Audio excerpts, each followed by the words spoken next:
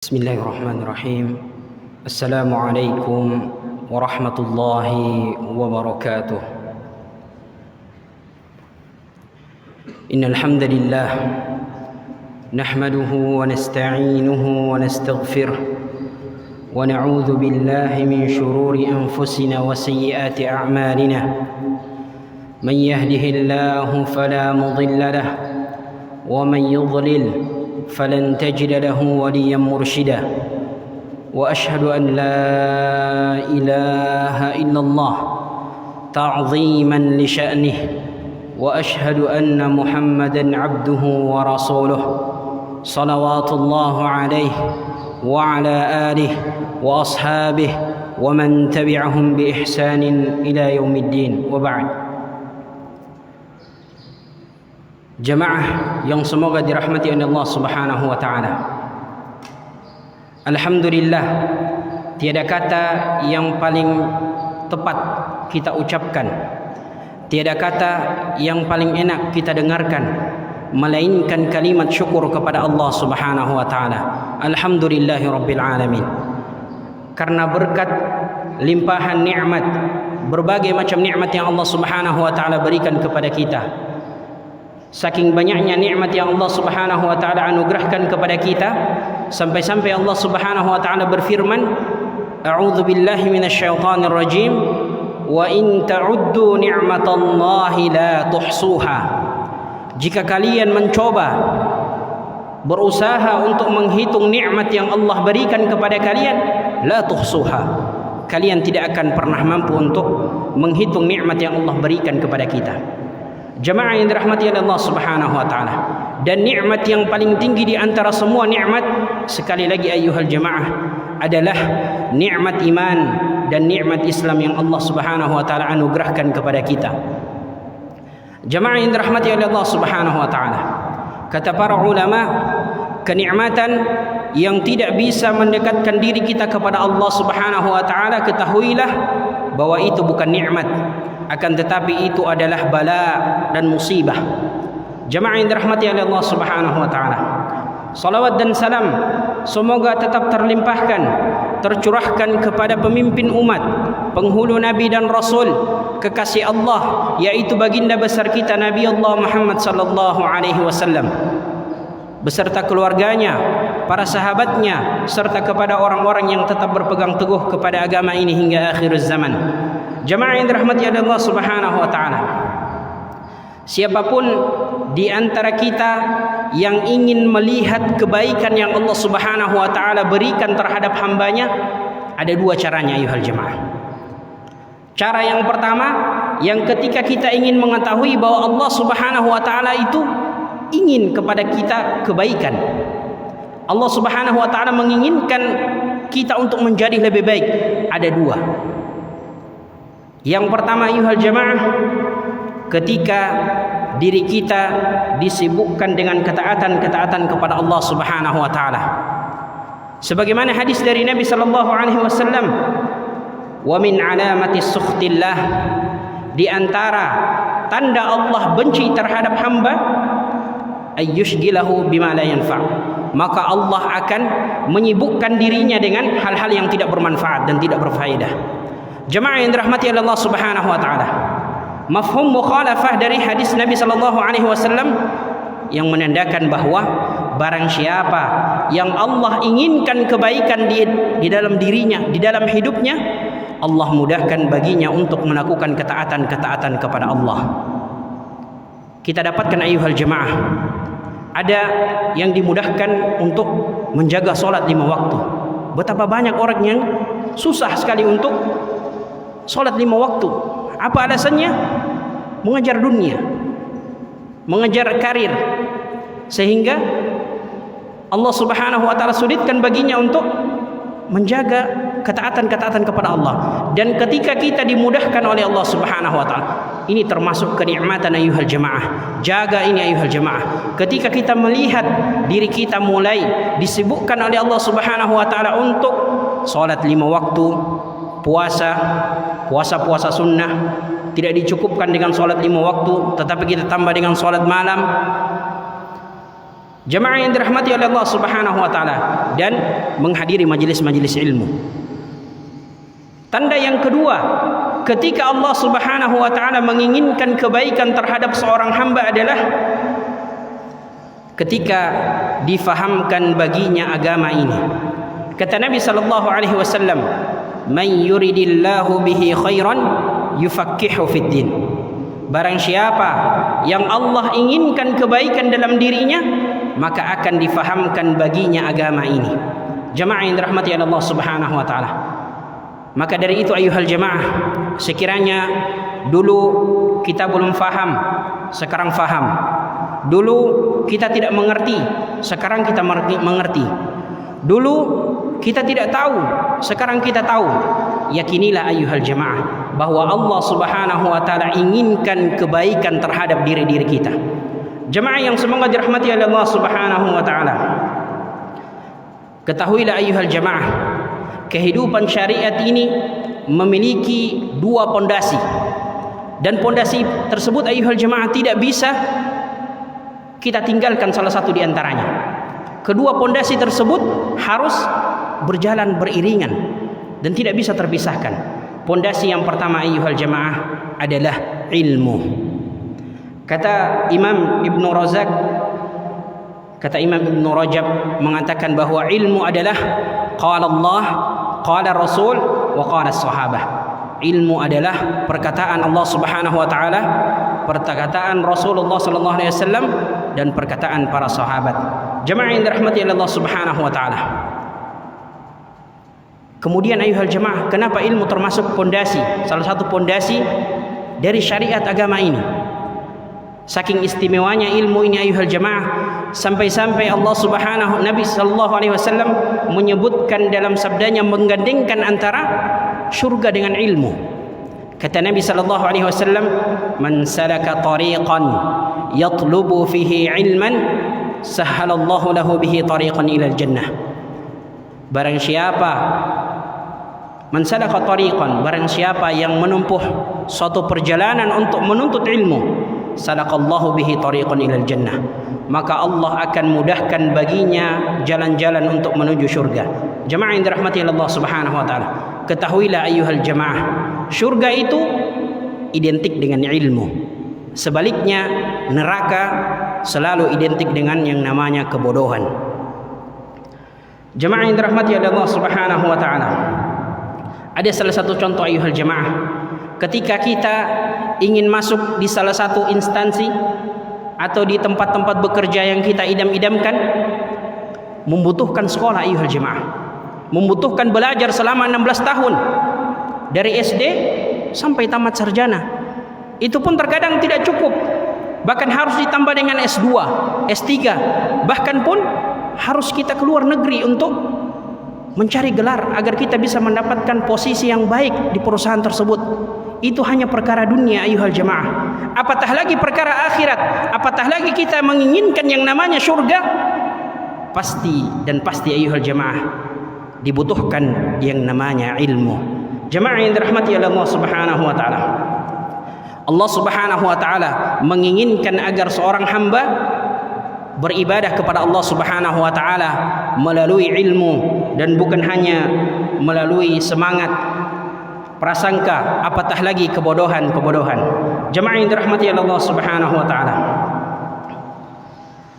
apakah orang yang tidak memiliki ilmu tentang Allah dan Rasulnya berarti sama saja dia menggadaikan urusan akhiratnya? Ini pertanyaan besar ayuhal jemaah. Apakah orang yang tidak mengerti ilmu syariat, ilmu tentang Allah dan Rasulnya, berarti sama saja dia termasuk menggadaikan perkara agamanya?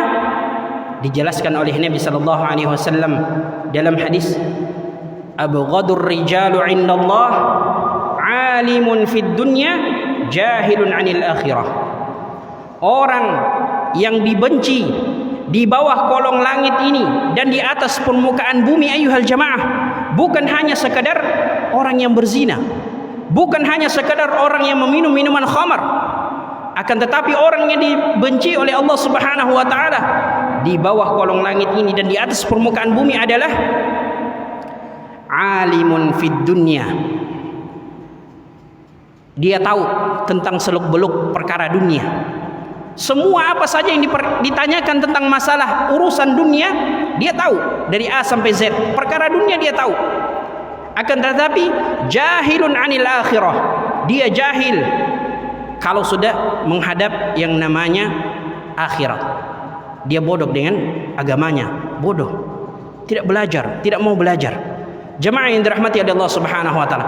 Alimun fid dunya, dia memiliki keahlian ketika bersangkut paut dengan yang namanya ilmu dunia. Akan tetapi ketika menyangkut masalah akhirat, dia jahil daripadanya. Jemaah yang dirahmati oleh Allah Subhanahu wa taala.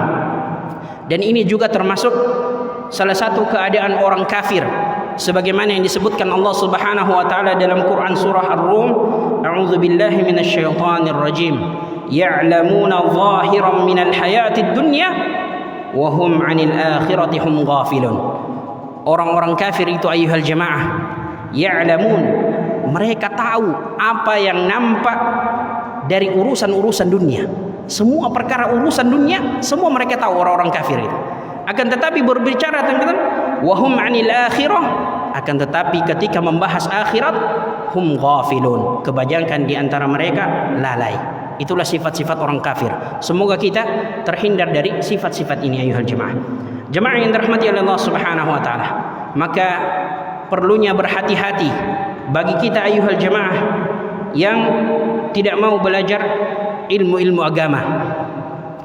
Karena salah satu pembatal keislaman yang disebutkan dalam kitab Tauhid nomor 10 adalah orang yang sengaja tidak mau mempelajari apa yang Allah Subhanahu wa taala turunkan untuk kehidupan kita. Jemaah yang dirahmati oleh Allah Subhanahu wa taala.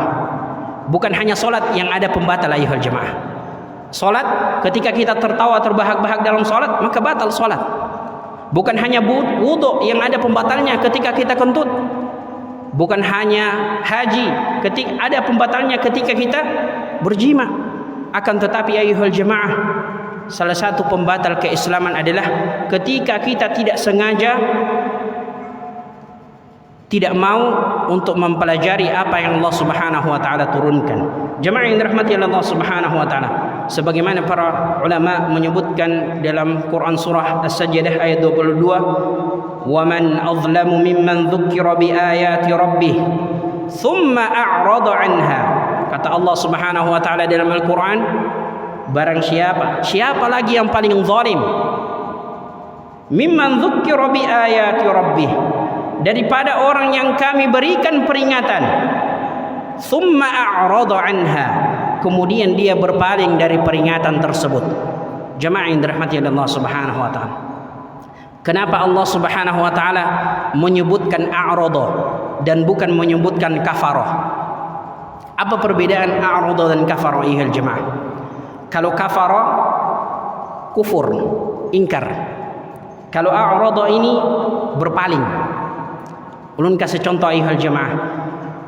Kalau kufur, orang-orang kafir, ketika kita memperlihatkan inilah Al-Quran, inilah kalamullah, mereka akan mengatakan, saya tidak percaya, saya ingkari Al-Quran. Dan ketika kita mengatakan inilah hadis Nabi SAW, mereka pun mengatakan, saya kufur, saya tidak beriman dengan perkataan Nabi SAW. Itu yang namanya kafir ayuhal jemaah. Tapi a'rada, apa itu a'rada ayuhal jemaah? A'rada itu ketika ditanya atau ketika dibilang inilah Al-Quran, maka dia tahu Al-Quran itu apa? Dia tahu Al-Quran itu adalah kalamullah. Akan tetapi ketika diajak untuk mempelajari kalamullah, apa yang akan dia katakan? Maaf, saya tidak punya waktu, saya terlalu sibuk dengan urusan-urusan dunia. Ketika diberitahukan inilah masalah hadis, inilah perkataan Nabi SAW, dia percaya bahwa hadis itu adalah perkataan Nabi SAW.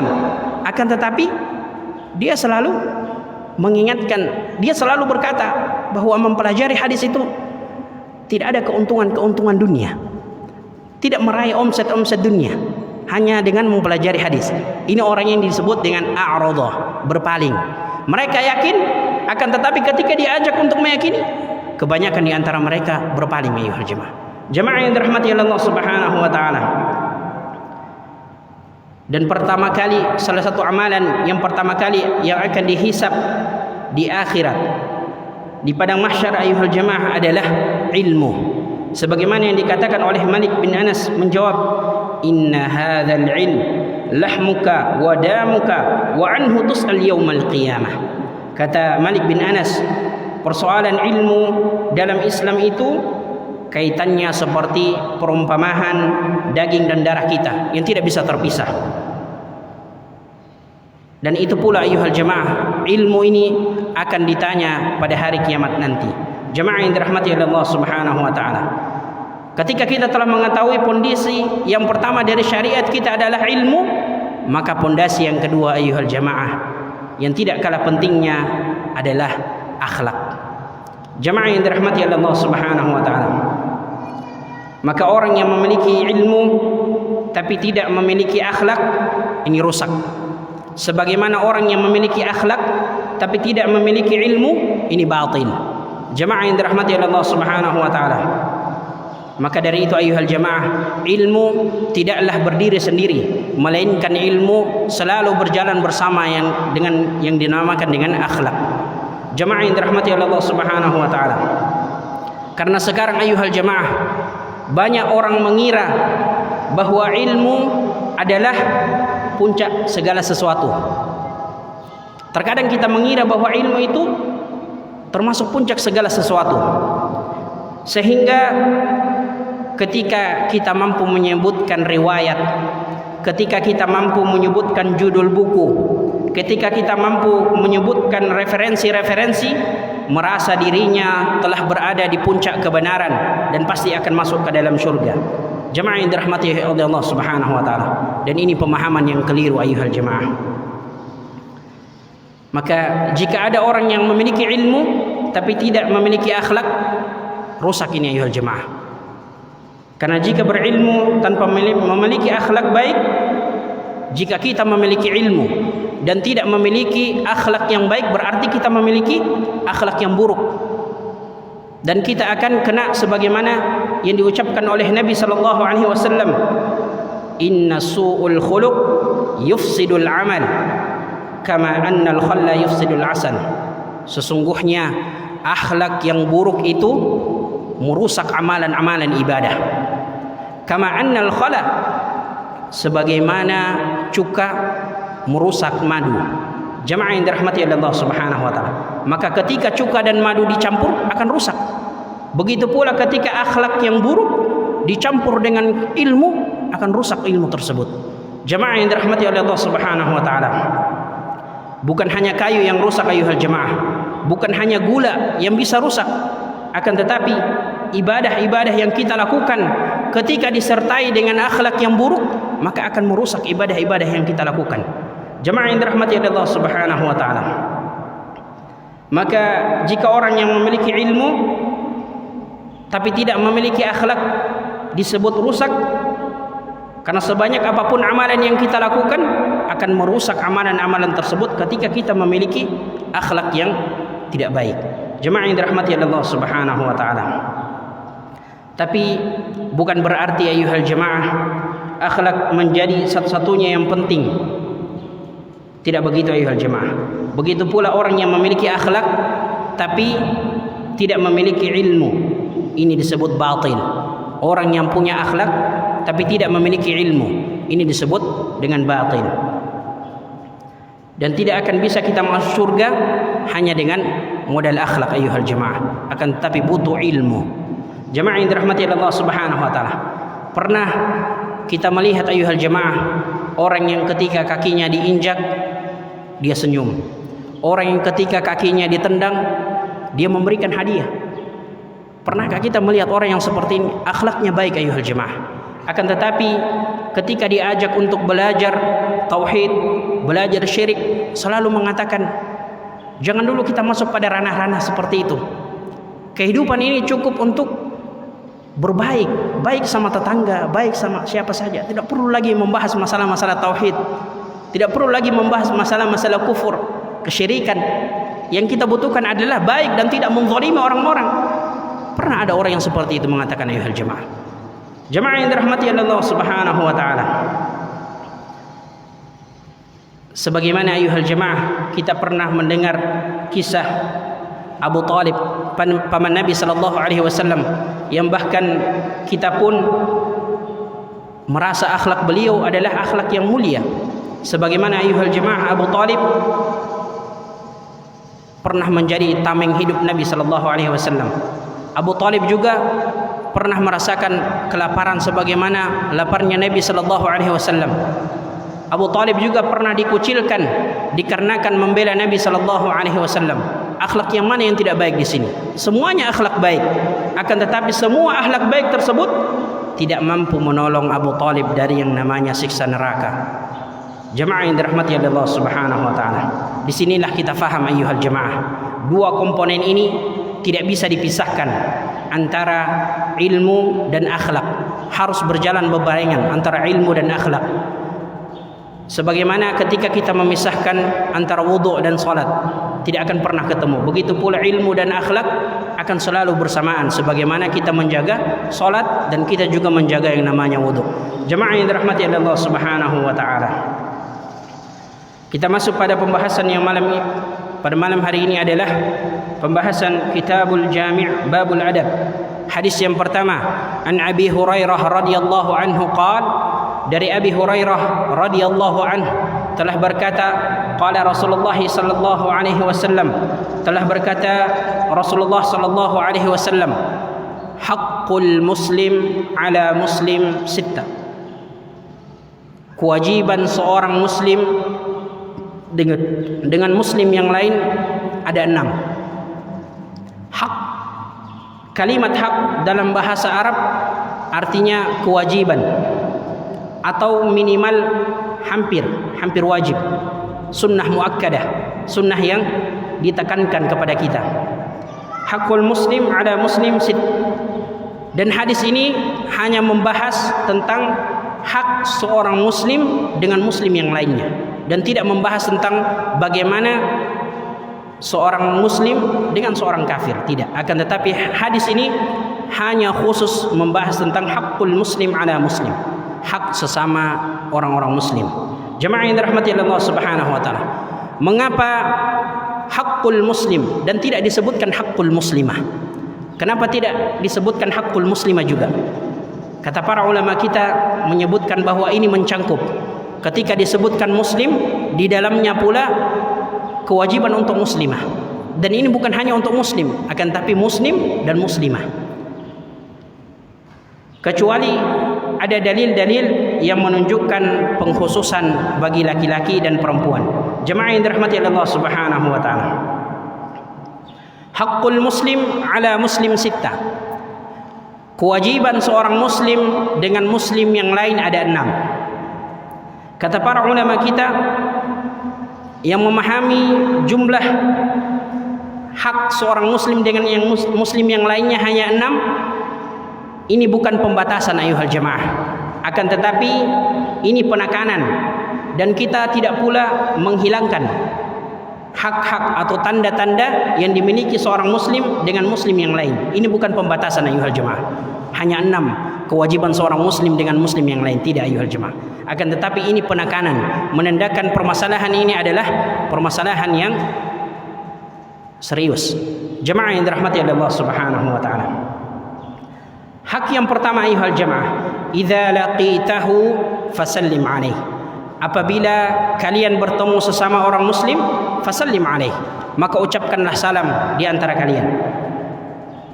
Salah satu faedah salam ayuhal jamaah adalah menyebabkan sesama muslim akan tumbuh rasa cinta, dan akan menyebabkan kita masuk ke surga Allah Subhanahu wa taala. Sebagaimana kata Nabi sallallahu alaihi wasallam, an Abi Hurairah radhiyallahu anhu qala, dari Abi Hurairah radhiyallahu anhu qala Rasulullah sallallahu alaihi wasallam, telah berkata Rasulullah sallallahu alaihi wasallam, la tadkhulunal jannah hatta tu'minu.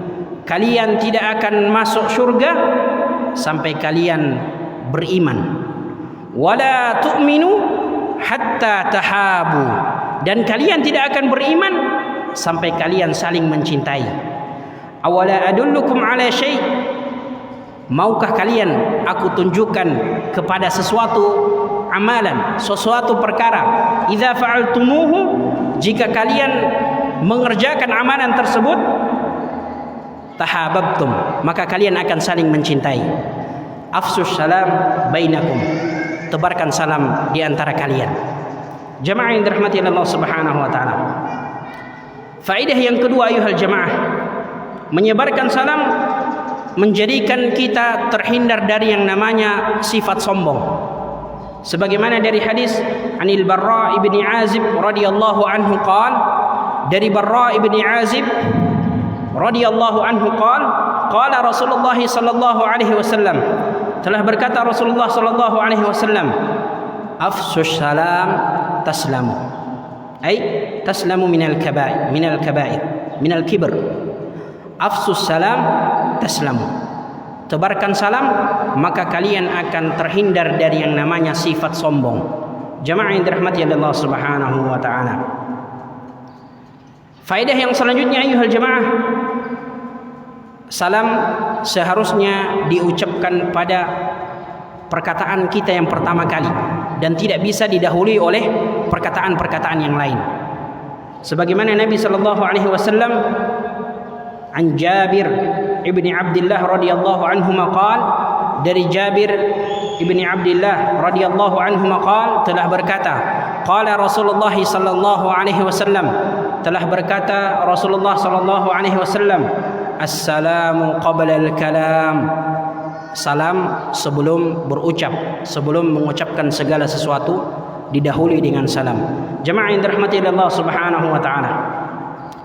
Faedah yang selanjutnya yang kita dapatkan ayuhal jemaah adalah setiap ada pertemuan disyariatkan untuk mengucapkan salam. Bagaimana jika dipisahkan oleh dinding atau dipisahkan oleh sebatang pohon, kemudian bertemu lagi?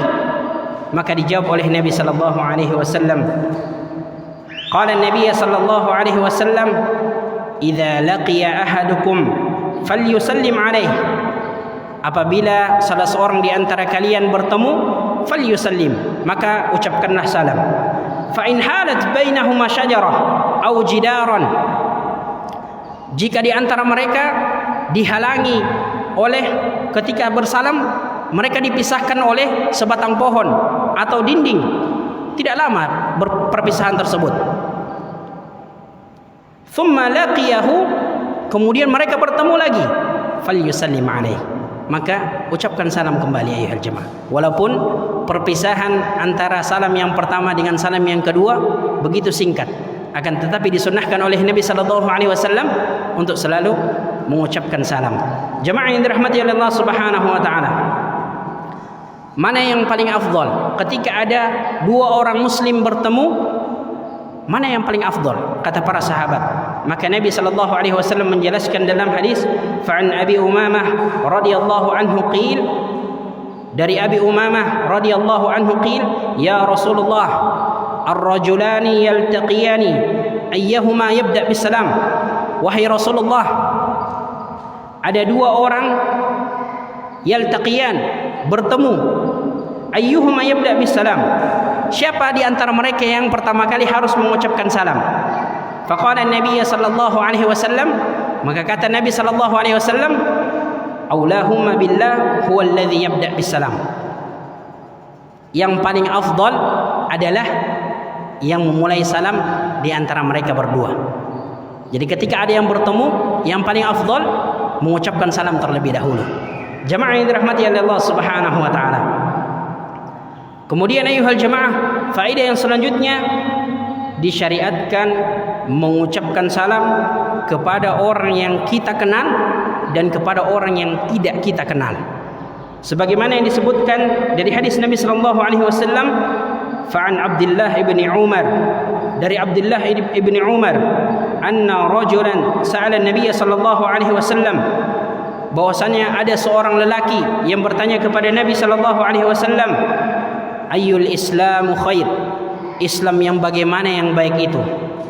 Qal, maka berkata Rasulullah sallallahu alaihi wasallam, Islam yang baik itu tut'imut ta'am wa taqra'us salam ala man 'arafta wa ala man lam ta'rif.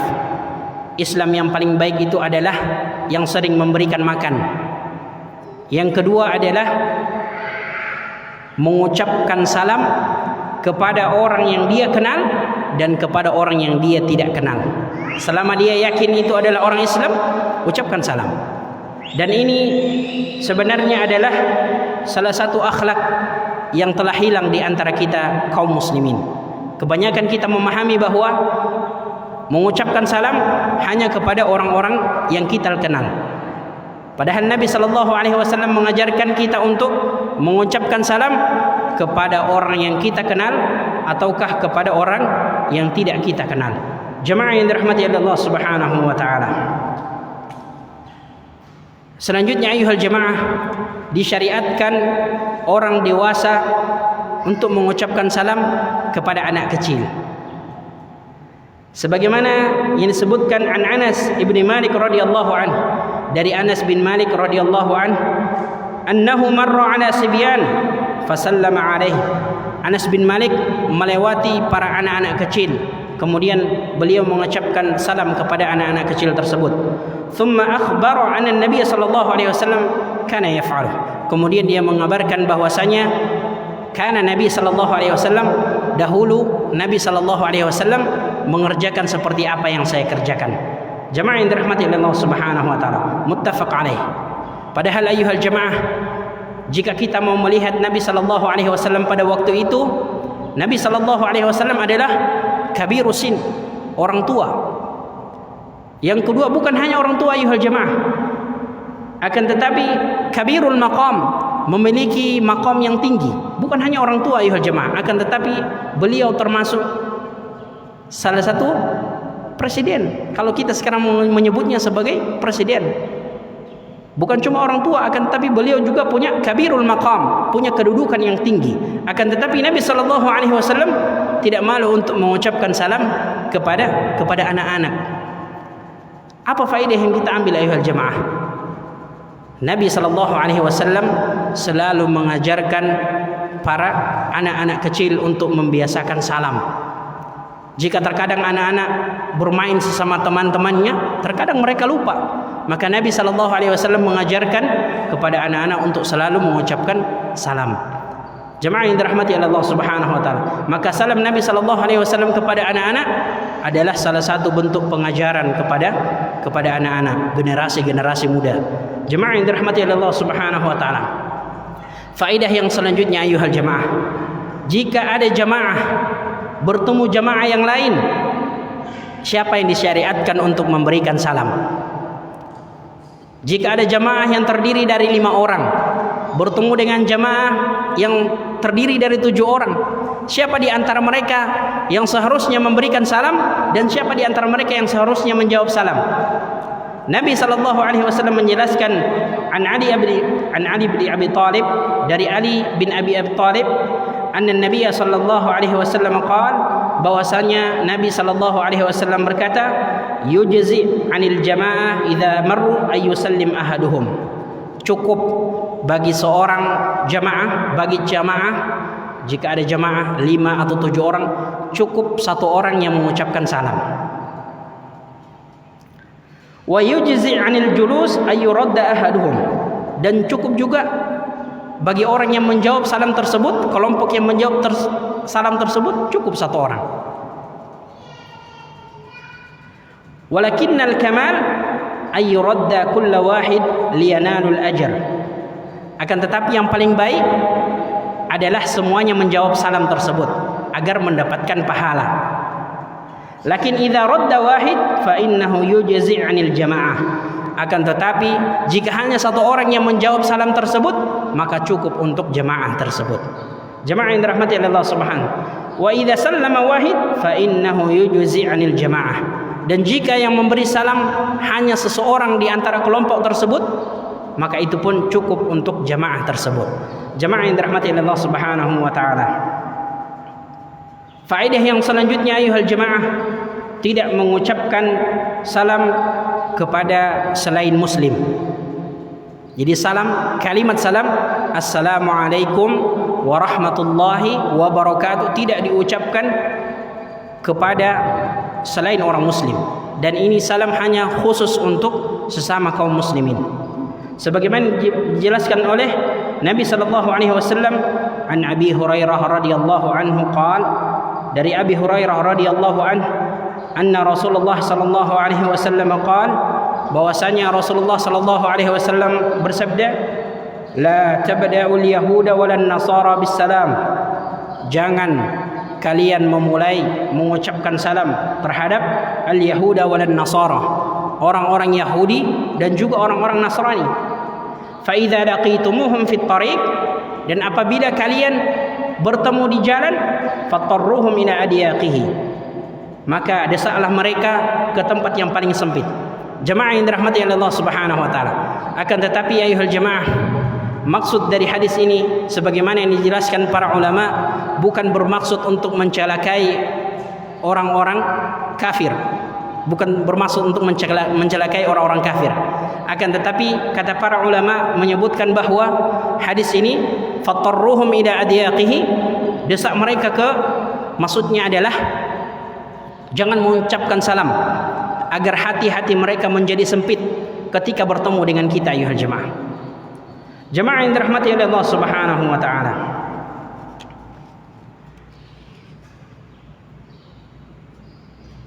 Kecuali ayuhal jemaah, ketika kita melihat ada orang kafir dan masih mungkin orang tersebut berubah, mendapatkan hidayah, punya maslahat di situ, maka dibolehkan untuk kita mengucapkan tahiyah, bukan salam, akan tetapi tahiyah. Tahiyah itu sabahul khair, selamat pagi, selain dari salam. Kalau salam hanya khusus untuk orang muslim.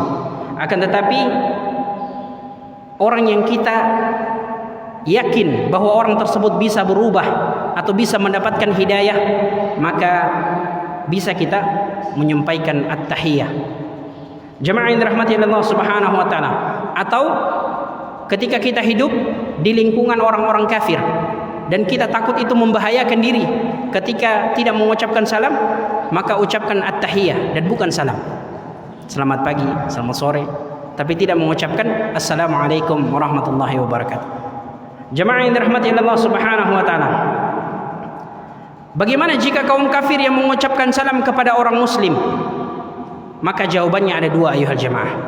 Yang pertama, ketika orang kafir tersebut mengucapkan salam, suaranya kecil, tidak bisa didengar dengan baik, perkataannya susah difahami, maka disyariatkan kita untuk menjawab wa'alaikum atau cukup dengan alaikum. Ketika mereka mengucapkan salam kepada kita tetapi dengan suara yang cepat, assalamualaikum, dan kita tidak dengar baik-baik, kita tidak yakin apakah ini salam ataukah ini assalamualaikum, kematian terhadap kita, kita tidak yakin kalimatnya, maka cukup kita menjawab dengan wa'alaikum atau cukup dengan alaikum. Sebagaimana Nabi sallallahu alaihi wasallam, an Anas radhiyallahu anhu, anna Rasulullah sallallahu alaihi wasallam qala, dari Anas radhiyallahu anhu bahwasanya Rasulullah sallallahu alaihi wasallam berkata, idza sallama alaikum ahlul kitab, apabila ahlul kitab al-yahudi wan nasara memberikan salam kepada kalian, faqulu, maka jawablah wa'alaikum, jawab dengan wa'alaikum. Wa jaa bi ba'd riwayah biduni wa, dan datang di sebagian riwayat tanpa huruf waw. Jadi terserah kita, ketika ada ahlul kitab memberikan salam, maka jawabannya hanya dua, wa'alaikum atau alaikum. Jemaah yang dirahmati oleh Allah Subhanahu wa taala.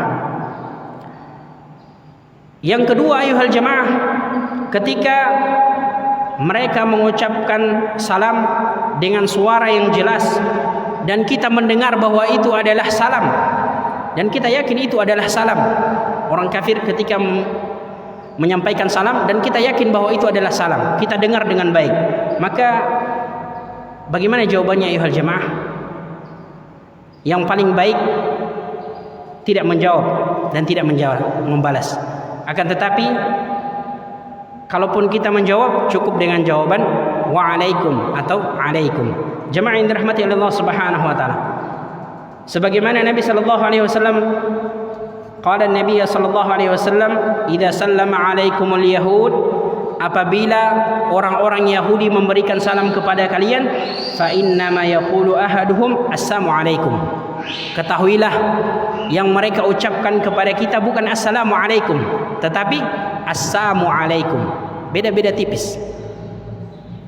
Akan tetapi artinya beda jauh ayuhal jemaah. Assalamu alaikum, keselamatan atas kalian. Tapi kalau assalamu alaikum bidunilah, kematian, kecelakaan, itu semua mereka doakan kepada kita.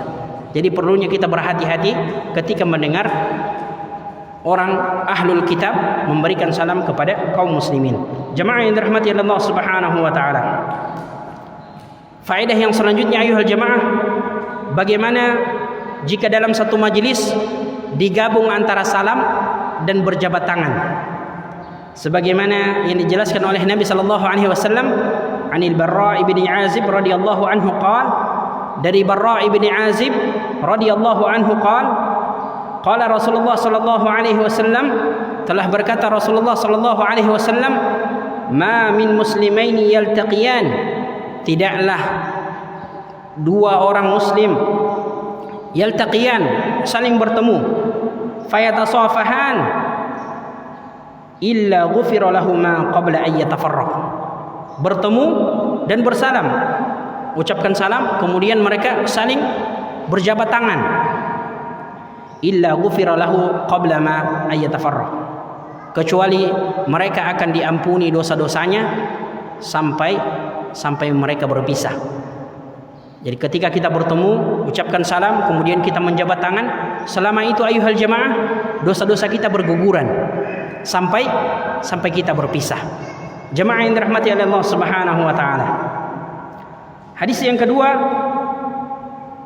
sebagaimana hadis dari Hudzaifah ibn Yaman radhiyallahu anhu, dari Hudzaifah ibn Yaman radhiyallahu anhu, anna Nabiy sallallahu alaihi wasallam qala, bahwasanya Nabi sallallahu alaihi wasallam bersabda, innal mu'min idza laqiyal mu'min, sesungguhnya orang mukmin apabila bertemu dengan orang mukmin yang lain, fasallama alaihi fasallama alaihi, maka dia ucapkan salam, wa akhadha biyadahu fasafahahu, dan dia mengambil tangan muslim yang lain untuk berjabat, fajama'a bainal amrayn, maka dia mengumpulkan dua kebaikan antara mengucapkan salam dan berjabat tangan. Tanatharat khatahuma kama yatanatharu waraqasy syajar, maka dosa mereka akan berguguran sebagaimana bergugurannya daun di pepohonan. Jemaah yang dirahmati Allah Subhanahu wa taala. Faedah yang selanjutnya ayuhal jemaah, jumhur mengatakan mengucapkan salam hukumnya sunnah, akan tapi menjawabnya hukumnya wajib. Jemaah yang dirahmati Allah Subhanahu wa taala.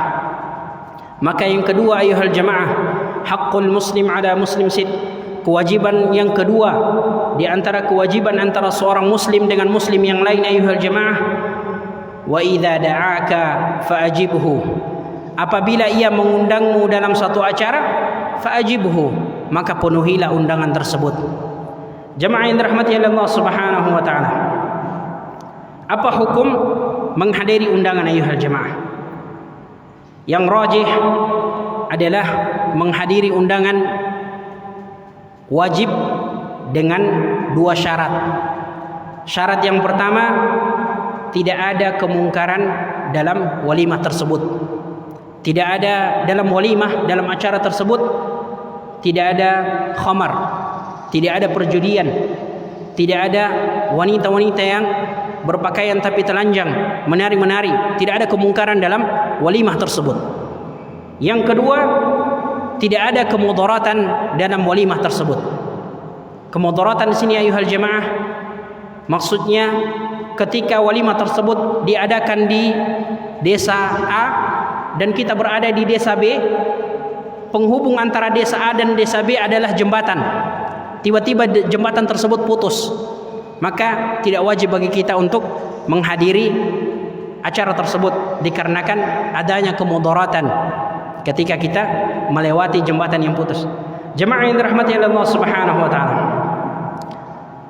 Faedah yang selanjutnya, apakah menghadiri undangan diwajibkan juga untuk makan makanan undangan. Maka Nabi sallallahu alaihi wasallam menyebutkan, jaa an Jabir radhiyallahu anhu qala, datang dari Jabir radhiyallahu anhu qala Rasulullah sallallahu alaihi wasallam, telah berkata Rasulullah sallallahu alaihi wasallam, idza du'iya ahadukum ila at-ta'am, apabila salah seorang di antara kalian diundang dalam acara, falyujib, fa in syaa'a ta'ima wa in syaa'a tarak. Jika dia diundang dalam acara, dalam satu walimah, fa in syaa'a ta'ima, jika dia ingin, dia memakan makanan undangan tersebut, dan jika dia tidak ingin, maka dia tinggalkan. Jemaah yang dirahmati Allah Subhanahu wa taala. Sedikit lagi ya jemaah. Menghadiri undangan pada siang hari sementara kita dalam keadaan berpuasa. Maka di sini ada dua keadaan ayuhal jemaah. Keadaan yang pertama, ketika kita mengganti puasa wajib, maka cukup hadiri, doakan dan ucapkan kepada pemilik acara, inni shaim, sesungguhnya saya dalam keadaan berpuasa. Dan jika kita berpuasa puasa sunnah, maka di sini para ulama memberikan pilihan. Pilihan yang pertama, doakan dan tidak makan. Pilihan yang kedua, berbuka puasa. Dikarenakan dalam acara tersebut banyak kerabat, banyak tetangga, banyak orang yang kita kenal. Maka para ulama mengatakan pilih yang lebih baik di antara keduanya. Sebagaimana hadis an Abi Hurairah radhiyallahu anhu qala, dari Abi Hurairah radhiyallahu anhu qala Rasulullah sallallahu alaihi wasallam, telah berkata Rasulullah sallallahu alaihi wasallam, idza du'iya ahadukum falyujib, apabila salah seorang di antara kalian diundang dalam satu acara, maka penuhilah undangan tersebut. Fa in kana sha'iman falyusalli, dan jika dia dalam keadaan berpuasa, falyusalli. Falyusalli ini maksudnya bukan solat, akan tapi solat dalam makna lughah. Falyad'u, maka dia cukup doakan. Jika dia menghadiri undangan dan dia dalam keadaan berpuasa, maka cukup doakan.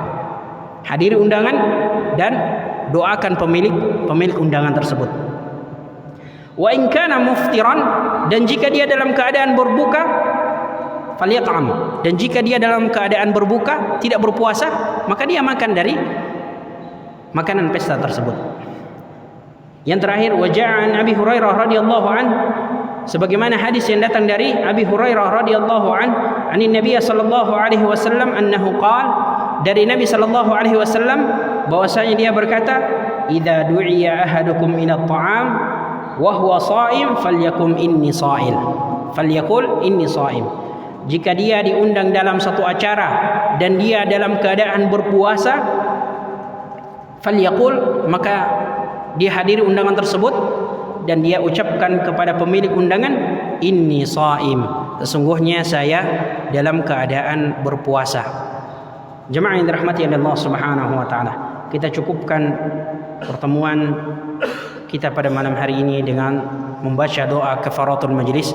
Subhanakallahumma bihamdik, asyhadu an la ilaha illa anta, astaghfiruka wa atubu ilaik. Thumma assalamu alaikum warahmatullahi wabarakatuh.